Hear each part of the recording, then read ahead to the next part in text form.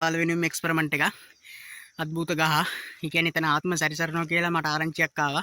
එතන තමයි අද එක්ස්පෙරිමන්ට් එක සිද්ධ වෙන්නේ තනියම. කවුරුත් නැහැ අද මට. කැමරා ස්ටෑන්ඩ් එතරම්වත් තනියම යන්නේ. යාළුවනේ මේ පාර දිගේ මම උඩහට යන්න ඕනේ. එතකොට අඹ ගහක් හම්බ වෙනවා. ඒ අඹ ගහ මුල ආත්ම ඉන්නවා කියලා තමයි ආරංචිය හම්බෙලා තින්නේ. දැන් මම මෙතෙන් යන ගමන් ඉන්නේ. යාළුවනේ මේ ගමේ අයියා කෙනෙක් කමෙන්ට් එකක් දාලා තිනවා මම මේ එක්ස්පෙරිමන්ට් කරන්නේ අහලා පහලලු. ඒ කියන්නේ ගෙවල් වටේටලු. මේ අපේ වත්තේ කොහෙද මල්ලි හොල්මන් ඵලයන් ගෙදෙට්ට කියලා දාලා තිබ්බා කමෙන්ට් එක. යාළුවනේ අද වෙනස්ම එක්ස්පෙරිමන්ට් එක. තනියම සිද්ධ වෙන්නේ. හරි යාළුවනේ එහෙනම් යන් අපි. යාළුවනේ ඔයාලට අඹ ගහක් පේනවා ඇති. ඒ කියන්නේ ගස් ඔක්කොගේ මෑත් වෙලා තනියම තියෙන අඹ ගහක් පේනවා ඉස්සරහා. ඒ ගහ මුල තමයි එක්ස්පෙරිමන්ට් එක සිද්ධ වෙන්නේ. යාළුවනේ මම දැන් ළඟ ඉන්නේ. හරි යාළුවනේ අපි යන්.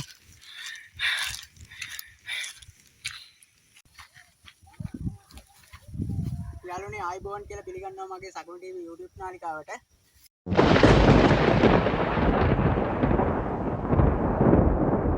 අද තනියෙන් කරන එක්ස්පෙරිමන්ට් එකක්. මේ ගහ වලට මතක ඇති. මේ මම ෂෝට් වීඩියෝ එකක් දාලා තිබ්බා. යාළුවනේ මේ ස්ථානයේදී අද එක්ස්පෙරිමන්ට් එක සිද්ධ වෙන්නේ. තනියම තමයි.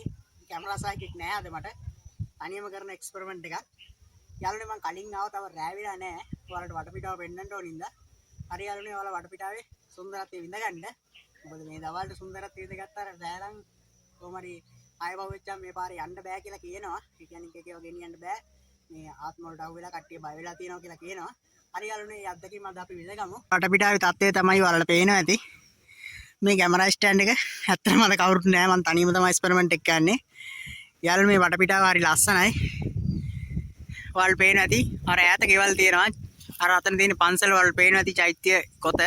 මේ ගස්වල පොඩක් වැහිලා ඉන්න වැඩිය පේන්නේ නැතුව ඇති. යාළුවනේ මේ වෙලාවටවත් මෙතන ඉන්න හොඳ තැනක් නෙමෙයි මම මේ තනියම හිටියට. ඔයාලා වෙනුවෙන්මයි අනිවාර්යෙන් සබ්ස්ක්‍රයිබ් කරන්න. මේ තියෙන තේවත් එකට යන්න පාරක්. අර තියෙන යාළුවනේ මං ආපු පාර තමයි. යාළුවනේ තව කරවල වෙලා නැහැ මේ ලාවට වටින් පිටින් කරවල වැටෙනවා. ඔයාලා බලන්න ඔයාලට පේනවා ඇති. හරි යාළුවනේ එහෙනම් මේ රෑ වෙලා අපි හම්බෙමු. ඔයාලට මේ ගහ පේන්නේ ඔයාලට මතක ඇති. මේ දැන් හරියටම රෑ 8:00 විතර ඇති.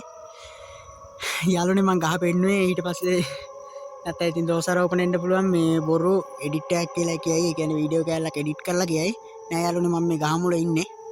හරි යාළුවනේ දැන් එක්ස්පෙරිමන්ට් එක පටන් ගන්න ඕනේ. දැන් කරවල වෙලා තියෙන්නේ. යාළුවනේ එක්ස්පෙරිමන්ට් එක පටන් ගන්න තමයි ලැහැත්ති.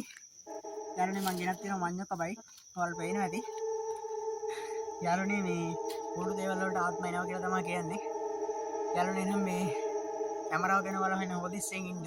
මොකද මම මෙතන ඉන්නේ මම මග හරිනවා. හරි යාළුවනේ එහෙනම් වැඩේ ඔයාලට බාරයි.